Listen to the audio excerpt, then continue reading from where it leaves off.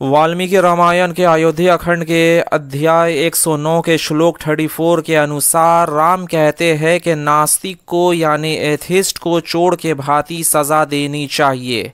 यानी जिस तरह एक चोर को सजा दिया जाता है वैसे ही सजा एक नास्तिक को देना चाहिए, और जो नास्तिक कंट्रोल के बाहर हो यानी जिसे सजा देने की ताकत ना हो तो उस नास्तिक से किसी किस्म की बातचीत ना करे, यानी कंप्लीट बॉयकॉट करे। इस श्लोक से पता चलता है कि राम की नजर में एथिस्ट की हैसियत एक चोर से ज्यादा नहीं है। इसी तरह गीता के अध्याय 16 के श्लोक 20 में कृष्णा कहता है कि ये बेवकूफ लोग मुझे यानी कृष्णा को ना पाकर जन्म जन्म में असुरी योनि को प्राप्त होते हैं, यानी लोअर कास्ट में पैदा होते हैं और फिर उससे भी नीचे जाकर नरक में पड़ जाते हैं।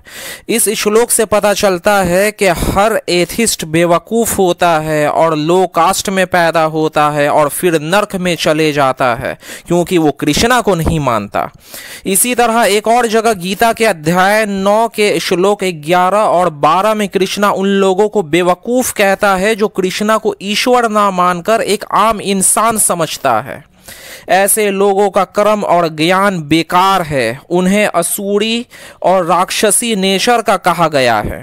गीता के इन श्लोकों से पता चलता है कि कृष्णा की नज़र में एथिस्ट एक बेवकूफ़ और बुरे नेचर का होता है जो नीच जाति में पैदा होकर नरक में जाता है क्योंकि वो कृष्णा को ईश्वर नहीं मानता। इसी तरह कुर्मा पुराण के अध्याय 26 के श्लोक 68 में वेद व्यास कहते हैं कि नास्तिक को एथिस्ट को पानी तक का दान नहीं करना चाहिए, यानी कोई एथिस्ट अगर प्यासा मर रहा है तो उसे पानी तक नहीं देना चाहिए, ऐसा वेद व्यास जी कहते हैं।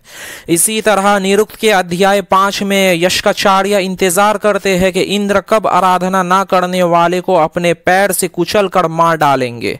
कोई भी एथिस्ट आराधना नहीं करता, लिहाजा यशकाचार्य की ये तमन्ना है कि इंद्र हर एथिस्ट को कुचल कर मार डाले। इसी तरह विष्णु पुराण के मुताबिक वेद व्यास का रियल फादर ऋषि पराशर कहता है जो वेदों को छोड़ देता है वो पापी नग्न यानी नंगा कहलाता है। कोई भी एथिस्ट वेद को पकड़े हुए नहीं है, सभी एथिस्ट वेद को छोड़े हुए हैं। लिहाजा इस श्लोक के मुताबिक सारे एथिस्ट पापी नंगे हैं।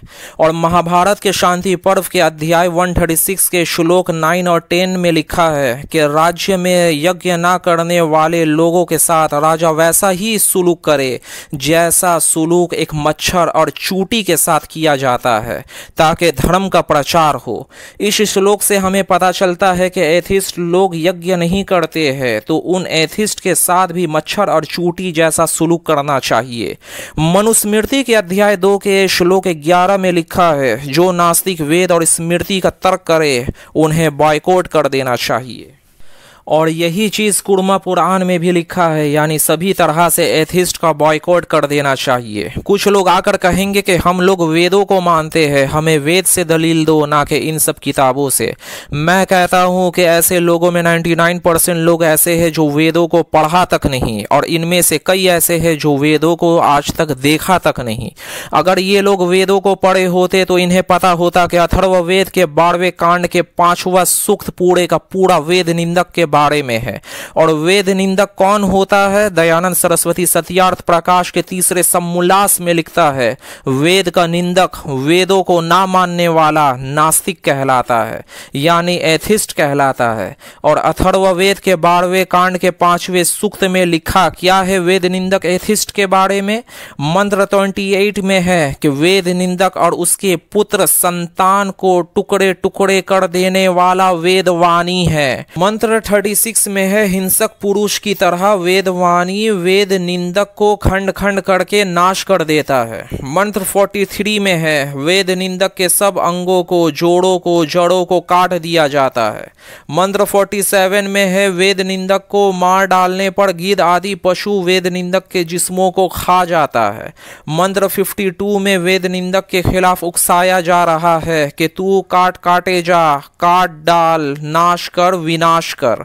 मंत्र 54 में भी वेद निंदक नास्तिकों को नाश कर देने को कहा जा रहा है।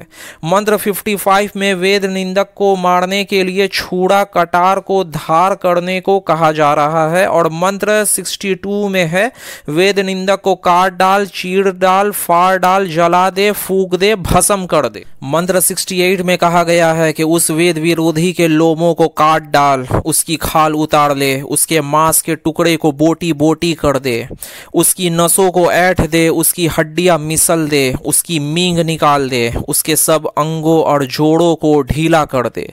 इसी तरह आगे वेद निंदक के लिए बद्दुआ किया जाता है कि आग, पृथ्वी, वायु, अंतरिक्ष और सूर्य सब मिलकर वेद निंदक को जला दे। ये मैंने नमूने के तौर पर अथर्ववेद के 12वें कांड के 5वें सूक्त से कुछ मंत्र दिखाया है। वैसे पूरा का पूरा 5वां सूक्त वेद निंदक एथिस्ट के बुराई से भरा हुआ है। इसके अलावा ऋग्वेद के सायन भाष्य, जो ऋग्वेद का सबसे पुराना भाष्य है, उस भाष्य के मुताबिक ऋग्वेद के मंडल 10 सूक्त 22 और मंत्र 8 में यज्ञ ना करने वाले और ना ही उसे मानने वाले दस्यु लोगों के बारे में कहा जा रहा है।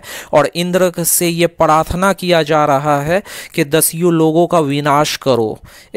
एथिस्ट नास्तिक लोग भी ना ही यज्ञ करते हैं और ना ही यज्ञ को मानते हैं, वो भी दस्यु के कैटेगरी में आएंगे। तो यहाँ एथिस्ट लोगों का भी विनाश करने को कहा जा रहा है। इसके अलावा ऋग्वेद मंडल 7 सूक्त 93 के मंत्र 15 में भी यज्ञ ना करने वालों का विनाश करने को कहा जा रहा है। यही बात ऋग्वेद मंडल 6 सूक्त 67 के मंत्र 9 में भी कहा गया है।